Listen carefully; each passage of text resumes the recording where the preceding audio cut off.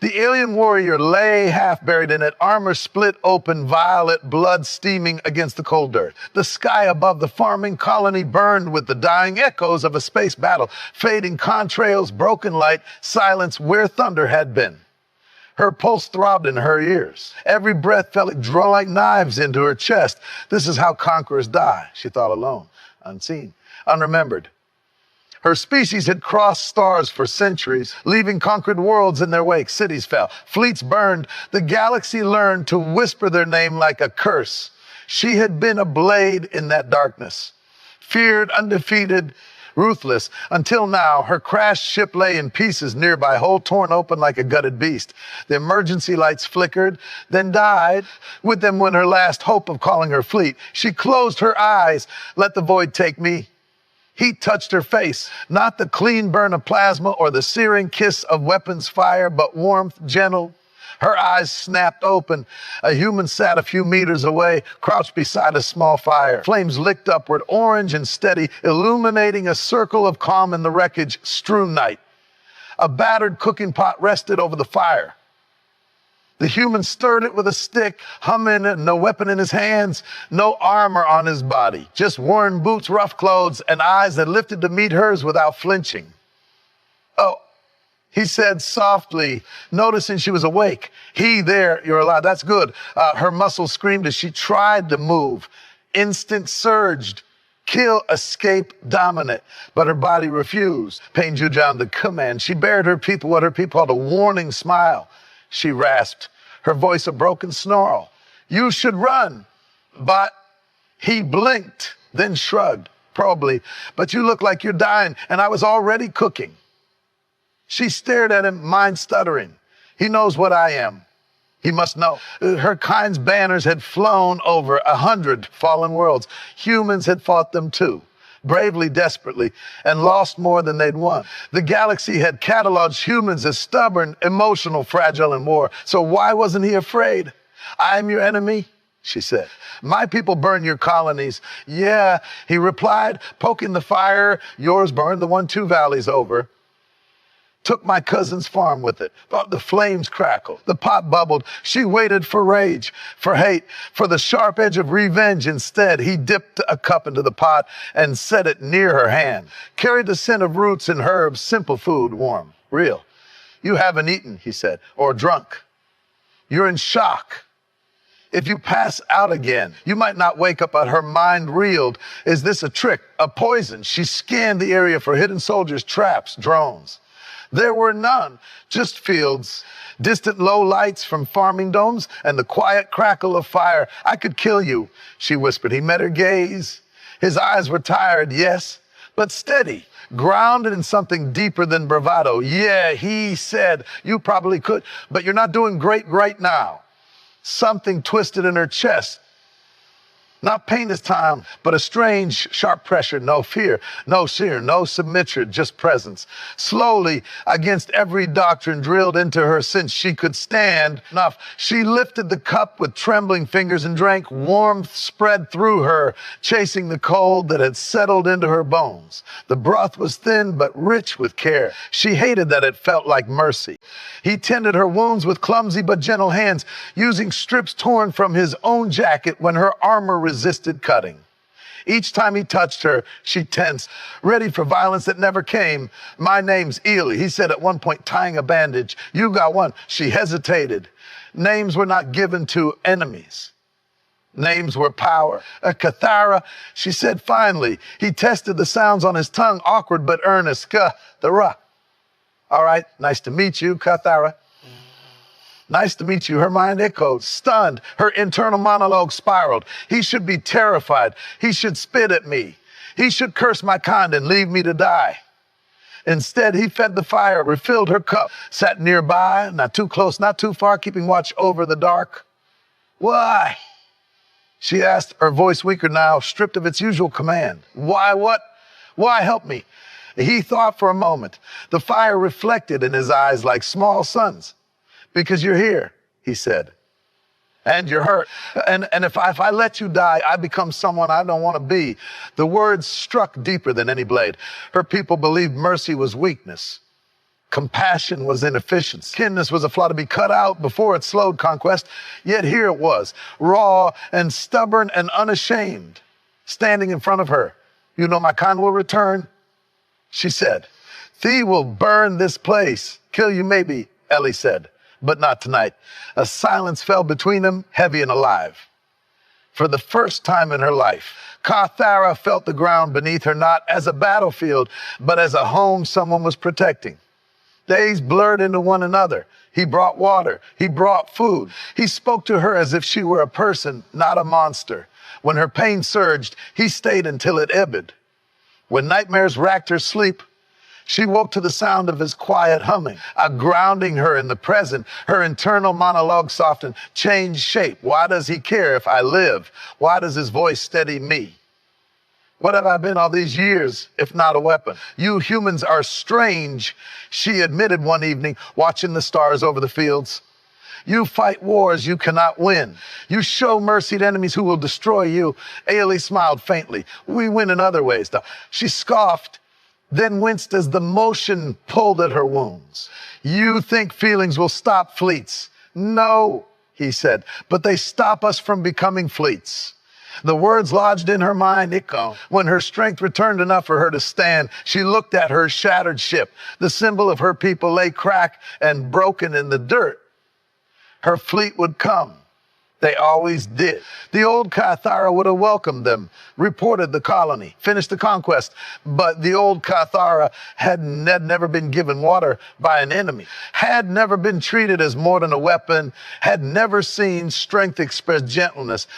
Her chest tightened as a new truth took root. Humans were not weak. They were emotionally strong, brave in the face of annihilation, fiercely protective of life, even the life of a sworn enemy. That kind of strength did not burn worlds. It saved them. Carthara felt it before she saw it, the distant vibration of warp signatures. Her people were arriving. Ely stood beside her, jaw set, eyes lifted into the light. He said quietly, "Looks like your ride's here." Out her mind raced. Old instincts screamed to answer the call, to rejoin the conquering tide, to be whole again in the only way she'd ever known. But then she looked at the fields, the small lights of the farming dumps, the fire he'd lit for her, the bandages made from his own clothes. "I will not let them take this place," she said. He turned to her surprised. "You don't have to." "I do." She interrupted, her voice steadying, becoming something new. "For the first time, I choose what I fight for." The first her people's ships tore through the clouds, shadows falling over the colony. Carthara stepped forward between the fleet and the fragile lights of human homes. She stood tall despite the pain. She stood alone, but not afraid. "I was forged as a conqueror," she thought, "but I will become a shield." And in that moment, as plasma fire streaked across the sky and a single wounded alien raised herself in defense of a small human colony, the galaxy's old stories began to break. Not because humans were the strongest with weapons, but because even in the face of monsters, they chose to be human. The night split open with fire as the alien warrior's ship screamed out of the burning sky, its hull torn and bleeding light, engines coughing their last as it carved a wound through the clouds and shattered against the dark soil of an unknown human world, throwing her from the wreckage in a storm of metal and flame that ripped the breath from her lungs and scattered her across the ground like broken armor and broken pride. And when she tried to rise, her limbs answered only with pain so fierce it whitened her vision, the battlefield still echoing in her skull with the memory of dying fleets and collapsing shields, her people's war cries fading into a distant, mocking silence while the cold foreign wind cut through the rents in her armor and carried the scent of soil, ash, and living plants she had only ever known as targets, not as things meant to be protected. And she lay there with the weight of gravity pressing her into the dirt, tasting blood that was not the color of this world, feeling the slow, treacherous leak of her own life from wounds that had ended 1,000 lesser foes. Her ship now nothing but a twisted carcass nearby. Its once proud sigil scorched into meaningless scars, its emergency lights flickering like a dying heartbeat before surrendering to darkness. And in that crawling, endless moment between breath and breath, she understood with a clarity sharper than any blade that there would be no rescue, no rallying cry, no triumphant return to the stars, only the vast indifference of an alien sky arching overhead and the soft, terrible realization that the feared conqueror who had broken worlds now lay stranded and bleeding on a small, quiet human planet that did not know her name and might soon claim her life as just another piece of a wreckage cooling in its fields. Across the known galaxy, her kind were spoken in lowered voices and recorded in the black margins of star charts as omens rather than enemies, a species whose fleets moved like migrating storms from system to system, blotting out suns with armored hulls and leaving behind only silent orbits where civilizations had once burned with light. And Cathara had been raised within that legend from the moment she could stand beneath the towering banners of her people's war citadels, taught that mercy was a flaw to be cut from the spirit and that hesitation was the only true sin. Her species' reputation forged through centuries of relentless expansion in which entire coalitions of worlds had shattered themselves against their disciplined legions and precision strike armadas, learning too late that surrender only delayed annihilation, for the conquerors did not merely take territory, but erased resistance so completely that even memory seemed to fear them, leaving survivors to pass down stories of cities reduced to glass, of orbital rings collapsing into oceans of fire, of defenders who fought until their weapons melted in their hands and still could not slow the advance of warrior who did not retreat, did not bargain, and did not break. And Cathara herself had been one of the blades that carved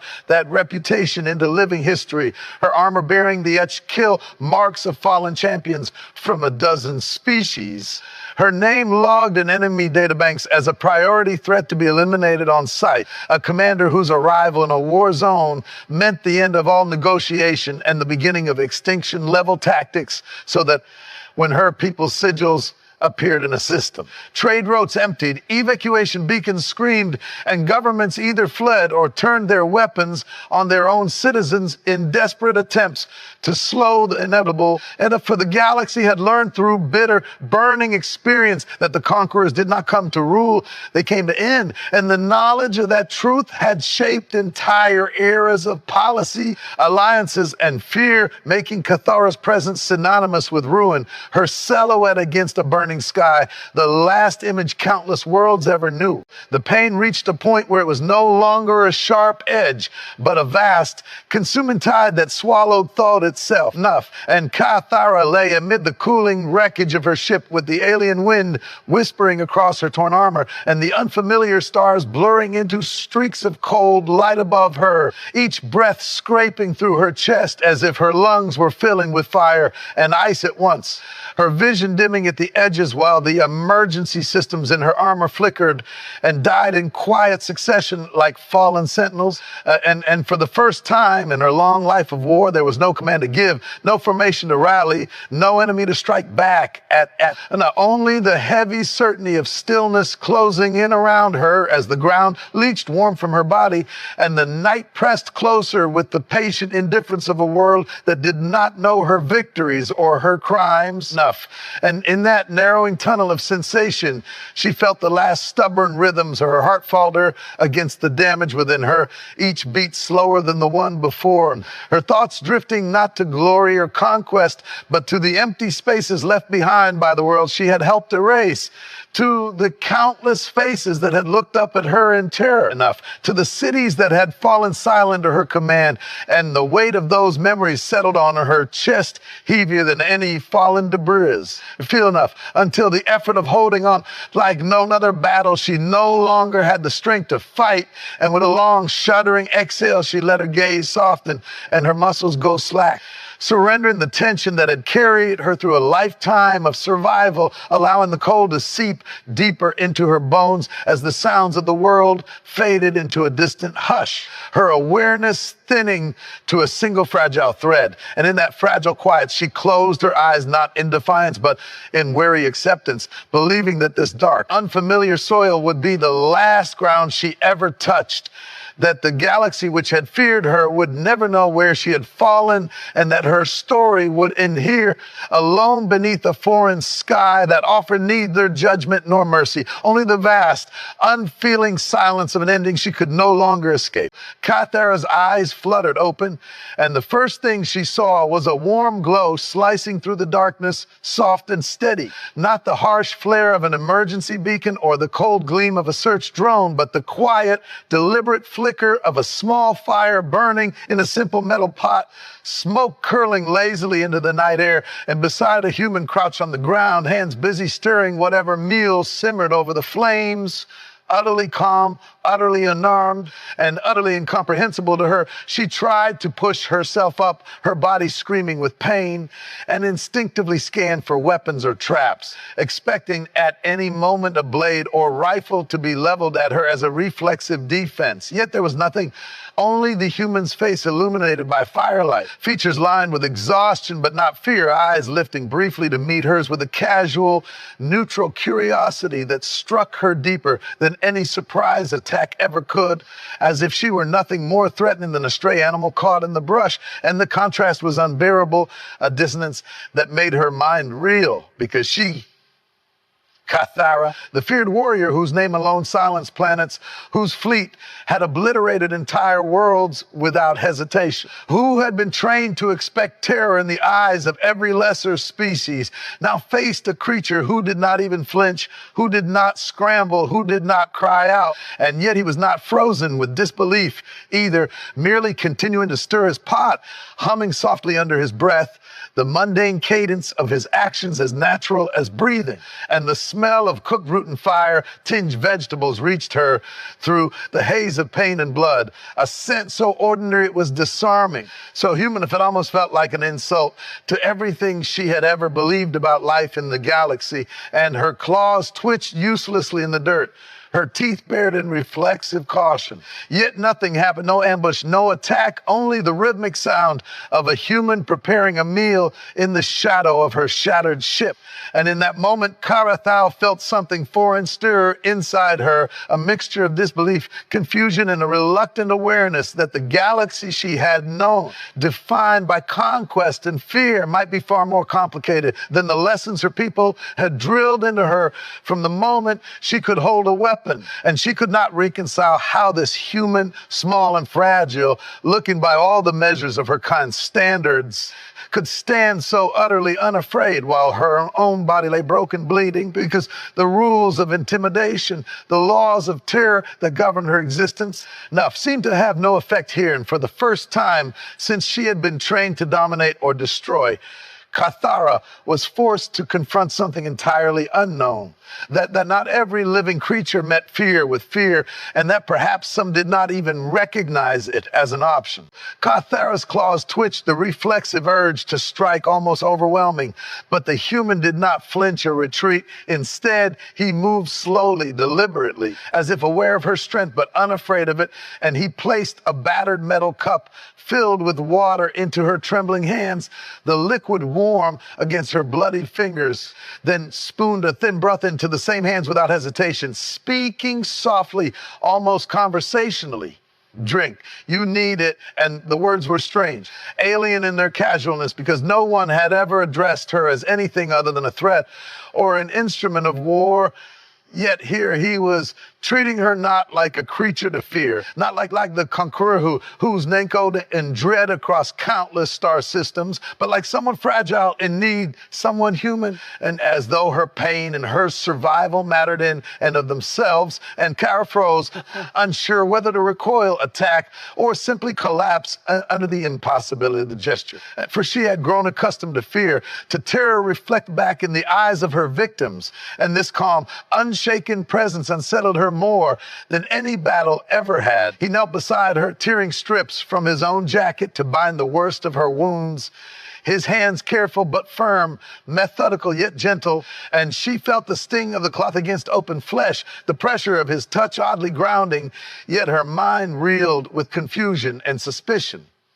Why would he help me? She thought of the question repeating in every battered corner of her consciousness. For her species, had we always regarded kindness as weakness and mercy as an exploit? Yet the human's eyes held no cunning, no threat, only patience and a quiet insistence that she accept sustenance care. And as he worked, he spoke again in the same soft, measured tone. You're hurt worse than I expected. Take it slow, don't fight it. And she realized with a shock that he did not see her as a monster, did not flinch at the glint of her claws or the scars etched into her armor, did not shrink from the violet sheen of her blood, but acknowledged her presence, her pain, her vulnerability, as if she were a being capable of trust rather than a weapon to be feared.